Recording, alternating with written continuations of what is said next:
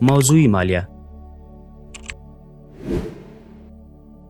موضوعي مالیه موضوعي مالیه عبارت له هغه مالیې څخه ده چې مالیه ورکوونکي ته د پیسو د تادیه کوونکي په ذریعه وضع او د امارت د عوایدو بانکي حساب ته تحویلیږي. د موضوعي مالیې د نورم جدول. لومړی د معاشاتو میاشتنۍ موضوعي مالیه له 0 څخه تر 15,000 افغانیو پورې 0%، له 15,001 افغانۍ څخه تر 12,500 افغانیو پورې 2%، له 12,501 افغانۍ څخه تر 100,000 افغانیو پورې 10%، له 100,000 افغانیو څخه پورته 20%، چې د ورکړې موده یې د راتلونکي میاشتې تر 10 نیټې پورې ده. دوهم د هغو جایدادونو موضوعي مالیه چې د تجارتي او اقتصادي فعالیتونو په موخه په کرایه ورکول کیږي. په هغه صورت کې چې میاشتنۍ کرایه له 10,000 افغانیو څخه کمه وي د موضوعي مالیې تابع نه ده. که میاشتنۍ کرایه له 10,000 افغانیو څخه تر 100,000 افغانیو پورې وي د 10% مالیې تابع ګرځي. که میاشتنۍ کرایه له 100,000 افغانیو څخه پورته وي د 15% مالیې تابع ګرځي. د ورکړې موده یې له قرارداد سره سم د راتلونکي میاشتې تر 15 نیټې پورې ده. دریم پر قراردادونو باندې موضوعي مالیه په هغه صورت کې چې جواز نه لرونکي اشخاص د اجناسو رسولو یا د خدمتونو برابرولو قرارداد د صنعتي، تجارتي او زراعتي سکتور پرته له نورو سکتورونو سره وکړي د 2% مالیې تابع ګرځي. په هغه صورت کې چې جواز لرونکي اشخاص د اجناسو رسولو یا د خدمتونو برابرولو قرارداد له نورو اشخاصو سره وکړي او یا د مالی کال په جریان کې له یوې واحده منبع څخه په پرچون ډول له 500,000 افغانیو څخه زیاته خریداري وکړي د 2% مالیې تابع ګرځي، چې د ورکړې موده یې له قرارداد سره سم د راتلونکي میاشتې تر 10 نیټې پورې ده. څلورم د ونډې د ګټې، حق الامتیاز، مکافاتو او بخششیو موضوعي مالیه. د ونډې د ګټې، حق الامتیاز، مکافاتو او بخششیو موضوعي مالیه د تادیه کوونکي لخوا وضع کیږي.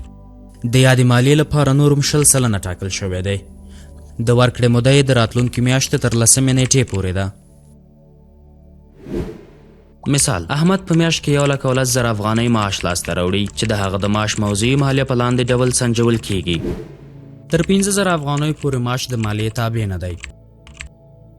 له 15,001 افغانۍ څخه تر 12,500 افغانیو چې جمله 2,500 افغانۍ کیږي د 2% مالیې تابع دی، چې د 2,500 افغانیو 2% 150 افغانۍ کیږي.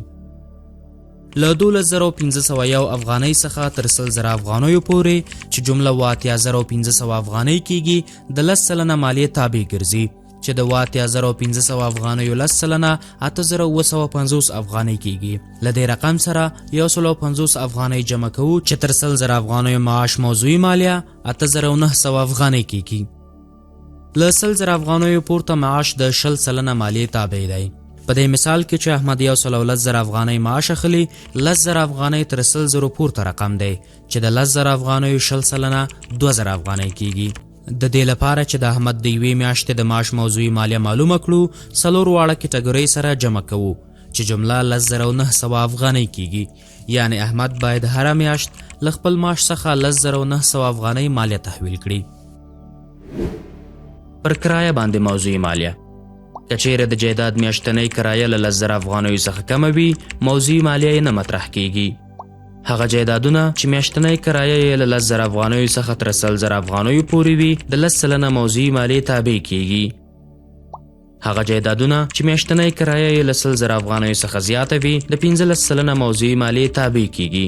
مثال: احمد یو باب دکان د خپل کاري دفتر لپاره د میاشتې په 20,000 افغانۍ په کرایه نیولی دی. د هغه پر کرایې د موضوعي مالیې سنجش په لاندې ډول ترسره کیږي: 20,000 ضرب د 10% مساوي 2,000 افغانۍ. تبصره: احمد مکلف دی چې وضع شوې مالیه د راتلونکي میاشتې تر 15 نیټې پورې د امارت د عوایدو بانکي حساب ته تحویل کړي. همدارنګه پورته موضوعي مالیه د جایداد د مالک پر عایداتو باندې د مالیاتو مخکې ورکړه ده. د جایداد مالک مکلف دی چې د خپلو کرایوي عوایدو مالیاتي اظهار پاڼې د کال په پای کې وړاندې کړي او پر خپلو عایداتو باندې مالیات تصفیه کړي.